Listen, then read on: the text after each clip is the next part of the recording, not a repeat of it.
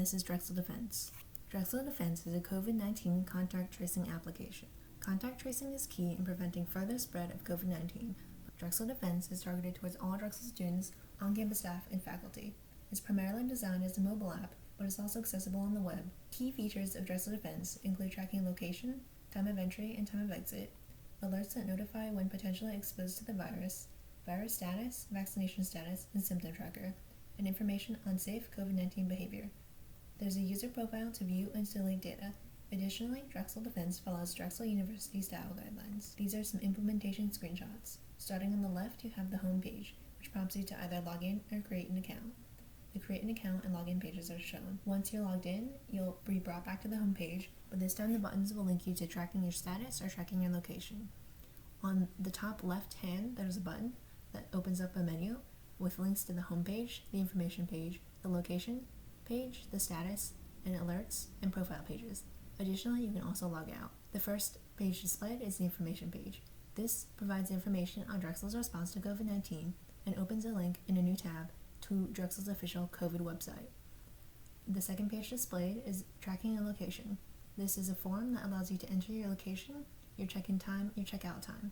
And once submitted, you can see a confirmation page below. The next page is the alerts page. This has the exposure alerts presented in a table. Underneath that, there's an example of an alerts page where there are no exposure alerts. Here are some more implementation screenshots. Starting on the left, you have the status page where you can track a positive COVID-19 test and track your symptoms. Tracking a positive test will bring you to the virus status tracking confirmation page. Tracking symptoms will bring you to the symptom tracking form where you can enter symptom type, symptom, and some notes. Once submitted, this will bring you to the symptom tracking confirmation page. The status also allows you to track a negative COVID-19 test or tracking the vaccine. If you track that you have a vaccine, you'll be presented with a vaccine tracking confirmation page. The user profile presented on the right with an example of profile information and symptoms and locations. The profile page presented next to it that's empty of symptoms and locations, so the tables won't be displayed. Additionally, Drexel Defense is available on the web. Now it's time for a live walkthrough of the Drexel Defense app. This is the homepage with buttons to prompt you to log in or create an account. Let's create an account. My name is Willow, and my username is ABC123. And you can set your password, and then you can enter your COVID-19 status. In this case, let's go with negative status and submit, and then it'll prompt you to enter your username, ABC123, and your password. And then once you're logged in, you can either track your status or track a location, or view the menu page. Let's view the menu. You can see that the next page is the information page, displaying Drexel's response to COVID-19 with links to Drexel's official COVID-19 website. And let's go to the next page, the location page, and you can enter a location. You were at Pisby